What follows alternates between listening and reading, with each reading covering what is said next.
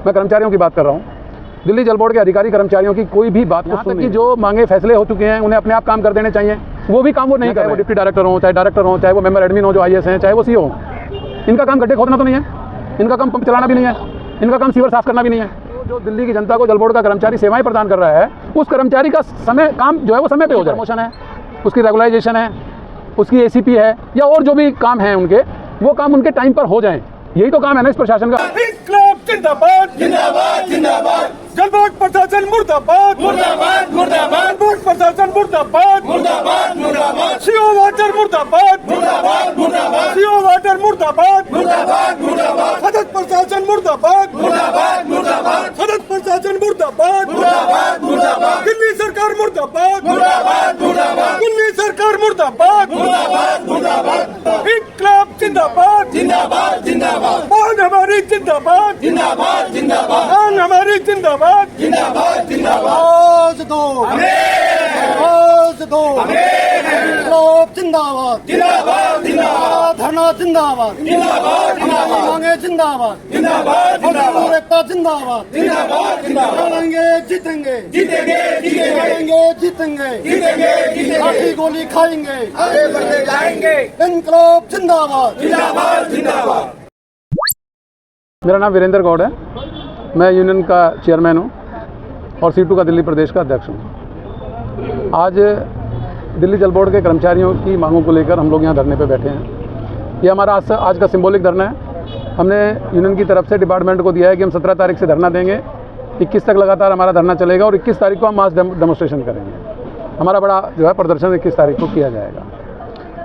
अभी हमारे इश्यूज़ जो हैं उनको 3 भागों में हम बांट सकते हैं। पहला इशू है दिल्ली जल बोर्ड के कर्मचारी। डिपार्टमेंट के अंदर दिल्ली जल बोर्ड के जो कर्मचारी हैं, सही मायने में, मैं अधिकारियों की बात नहीं कर रहा हूँ, मैं कर्मचारियों की बात कर रहा हूँ।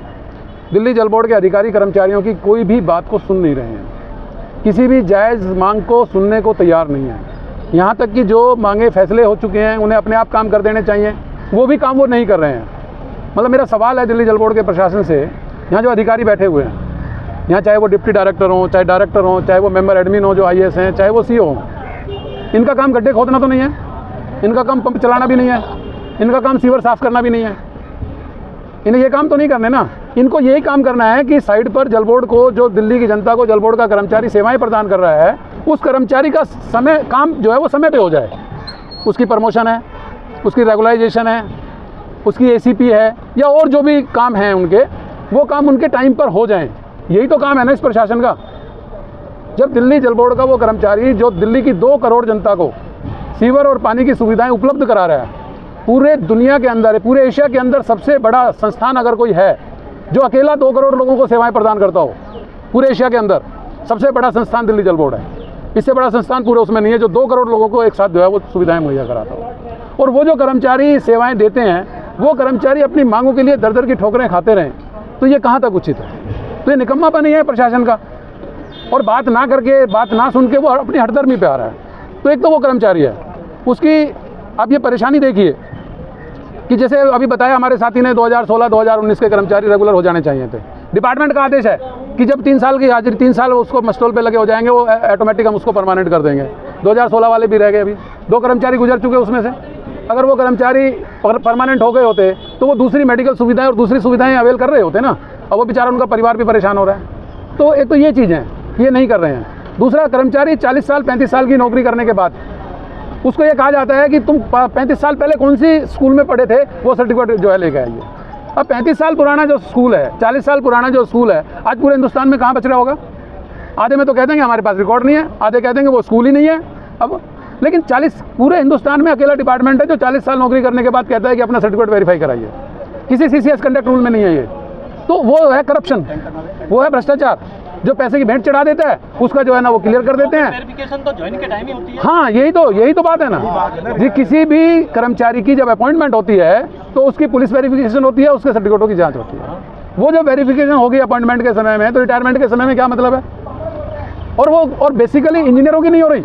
यहाँ जो चीफ इंजीनियर है उसकी कोई भी वेरिफिकेशन नहीं हो रही, यहाँ के बाबुओं की नहीं हो रही है तो 4th क्लास के एम्प्लॉई की हो रही है। तो दूसरा मैटर ये है। तीसरा मैटर है कि जो हमारी कैशलेस पॉलिसी है, कर्मचारियों को तो कैशलेस पॉलिसी नहीं मिल रही है। CGHS की हमारे ऊपर लागू होता है, DGHS स्कीम हमारे ऊपर लागू होती है। CGHS में रिटायर्ड कर्मचारियों को फैसिलिटी है, ट्रीट फैसिलिटी। हमारे पैसे CGHS के हिसाब से काटे जाते हैं, लेकिन वो रिटायर्ड कर्मचारियों को वो फैसिलिटी हमारे जल बोर्ड के अंदर नहीं दी जा रही है। DGHS में, दिल्ली गवर्नमेंट हेल्थ स्कीम में, हर एक एम्प्लॉई के लिए कैशलेस पॉलिसी है, लेकिन वो भी हमारे ऊपर लागू नहीं की जा रही है। अरे हम ये कह रहे हैं कि हमारा कर्मचारी बीमार हो गया, हॉस्पिटल में हमें एडमिट हो गए, आपने रेफ़र कर दिया, हॉस्पिटल को हम पेमेंट दे के आए, उन्होंने क्लेम कर दिया, आपने वो पैसे कर्मचारी को दे दिए। जब वो कर्मचारी को आप पैसे दे रहे हो तो आप सीधे हॉस्पिटल को ही दे दीजिए ना, पैसे तो आपको ही देने हैं। तो इसमें क्या दिक्कत है? इसमें परेशानी भी बचेगी कर्मचारी की भी, तुम्हारे जो कागज़ पत्तर काले होते हैं उनकी भी दिक्कतें कम होंगी। तो ये एक कैशलेस पॉलिसी है, ये रिटायर्ड कर्मचारियों पे भी लागू होती है। तो जो एक हमारा फंड का पैसा है, 40 साल रिटायरमेंट हो जाए आदमी, उसको पता ही नहीं है बेचारा क्या लेके जा रहा है। अभी तो ये हालत हो गई है जल बोर्ड की कि 35 साल 40 साल के बाद जो रिटायर होता है वो खाली हाथ जा रहा है, उसको एक भी पैसा नहीं मिल रहा, उसको सिर्फ पेंशन की किताब देके भेज दिया जाता है। जबकि जल बोर्ड वो डिपार्टमेंट था कि सबको पूरी पेमेंट उसी दिन दे दी जाती थी। अभी आपने अपने इस मांग पत्र एक मांग और है आपकी कि जो कर्मचारी जिस पद पे आता है उसी पद से रिटायर हो जाता है। हाँ, ऐसा हो रहा है? ऐसा हो रहा है। अभी आप हमारे रिटायरमेंट फंक्शन को अगर आप देखेंगे तो हर महीने हमारे 125 ऐसा भी आपने बताया कि आगे प्रमोशन के काफ़ी सारे पद जो है खाली पड़े हुए हैं। हमारे जल बोर्ड में असिस्टेंट फिटर का इंटरव्यू हुआ 6 महीने हो गए, जो हमारे 4th क्लास की होती है। 4th क्लास के उसी कर्मचारी जो है फील्ड असिस्टेंट से रिटायर हो रहे हैं, जबकि उसकी 100% पोस्टें खाली पड़ी हैं।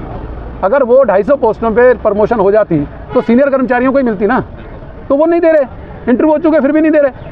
हमारे सीवर मेट हैं, सीवर मेट की सारी पोस्टें खाली पड़ी हैं, उनको प्रमोशन नहीं दे रहे। मतलब नीचे के लेवल पे, ऊपर के लेवल पे तो कर रहे हैं। हमारे दिल्ली जल बोर्ड में पहले 23 इंजीनियर होते थे, 23 जोन होते थे, 23 इंजीनियर होते थे जो एक्शन होते थे, एग्जीक्यूटिव इंजीनियर। आज हमारे जल बोर्ड में 70 एग्जीक्यूटिव इंजीनियर हो रहे हैं। हर एक MLA का एक एक्शन बना दिया। मतलब इंजीनियरों की पोस्टें आप क्रिएट कर सकते हो, उनको आप प्रमोट कर सकते हो, तो कर्मचारी की तो जो पोस्टें हैं वो क्यों नहीं कर सकते भाई? अब इंजीनियरों की कैसे होती है ये वो जाने, उनका तरीका कोई और होगा, इंजीनियरों का तरीका कोई और होगा। मजदूर तो वो तरीका इस्तेमाल नहीं कर सकता, लेकिन मजदूर का जो अधिकार है वो तो मिलना चाहिए ना। हमारे यहाँ पे ग्रेड पे चेंज हुए, हमारे यहाँ LDC से ऊपर सबके बाबुओं के ग्रेड पे चेंज हो गए, हमारे यहाँ फाइनेंस डिपार्टमेंट के ग्रेड पे चेंज हो गए, हमारे यहाँ इंजीनियर, जूनियर इंजीनियर से लेकर चीफ इंजीनियर सबके ग्रेड पे चेंज हो गए। अगर कोई किसी के नहीं हुए तो बेलदार से फोरमैन और LDC इनके ग्रेड पे चेंज नहीं हुए। क्यों भाई? मतलब क्यों नहीं हुए? अगर जो भी, चाहे वो CPWD पैटर्न हो, चाहे वो डेसू पैटर्न हो, चाहे वो NDMC पैटर्न हो, कोई भी पैटर्न हो, जिस भी पैटर्न के तहत इंजीनियर्स के स्केल चेंज हो सकते हैं, तो उसी पैटर्न के तहत जल बोर्ड के कर्मचारियों के स्केल क्यों नहीं चेंज हो सकते? लेकिन कोई सुनने वाला नहीं है। अब आप लोग क्या चाहते हैं? दिल्ली सरकार से आपकी मांग है, दिल्ली जल बोर्ड के जो मंत्री हैं उनसे? देखिए पहली बात तो ये है कि कोई शौक में आके धरने पे नहीं बैठता है, ये शौक नहीं है हमारा, ये मजबूरी है। और हमने पहले डिपार्टमेंट को बातचीत के लिए चिट्ठी लिखी, हमने डिपार्टमेंट को पहले नोटिस भी दिया, हमने डिपार्टमेंट से मिलकर भी अनुरोध किया कि आप बातचीत करके समस्याओं का समाधान कीजिए। जब इतने अनुरोध के बाद भी अगर कर्मचारियों की बात को प्रशासन नहीं सुनेगा तो हमारे पास क्या रास्ता बचेगा? हम धरना देंगे, प्रदर्शन करेंगे, हम उसी प्रक्रिया में हैं। लेकिन अगर धरने प्रदर्शन से भी प्रशासन नहीं मानेगा तो अंतिम हथियार कर्मचारियों के पास क्या है, आप मुझे बता दीजिए। ट्रेड यूनियन एक्ट ने हिंदुस्तान के मजदूरों को हड़ताल करने का अधिकार दिया है, और वो इसीलिए दिया गया है कि कोई अगर नहीं सुनता है तो आप ये कह सकते हैं कि भाई आप हमारी बात नहीं सुन रहे, इस तारीख के बाद हम भी आपकी बात नहीं सुनेंगे, हम अपने हाथ को रोक के बैठ जाएंगे। और अगर यही परिस्थिति नहीं तो वो दिन जरूर आएगा जिस दिन दिल्ली जल बोर्ड का कर्मचारी अपना हाथ रोक देगा। अभी आप अंदर गए थे, क्या रिजल्ट, क्या अभी अभी हमने अभी हमारे जो दिल्ली जल बोर्ड के वाइस चेयरमैन हैं, हमारे दिल्ली जल बोर्ड के जो वाइस चेयरमैन हैं, बाद में देना यार, सोमनाथ भारती जी, हम उनसे मिले थे। उन्होंने हमारी बात को सुना है, अच्छी तरह से सुना है, और उन्होंने ये कहा है कि भाई हम आपकी बात को, उन्होंने प्रशासन को तुरंत चिट्ठी लिखी है हमारे मांग पत्र को लेके कि तुरंत इसको सॉल्व कीजिए। और बाकी अभी जो है ना उनसे बातचीत की प्रक्रिया जारी है, और जैसे भी होएगा शाम तक शायद कुछ पता चले, लेकिन अभी कोई रिजल्ट उसका नहीं है। लेकिन ये है कि सकारात्मक उनसे बातचीत हुई है और उन्होंने हमारी बातों को सुना है।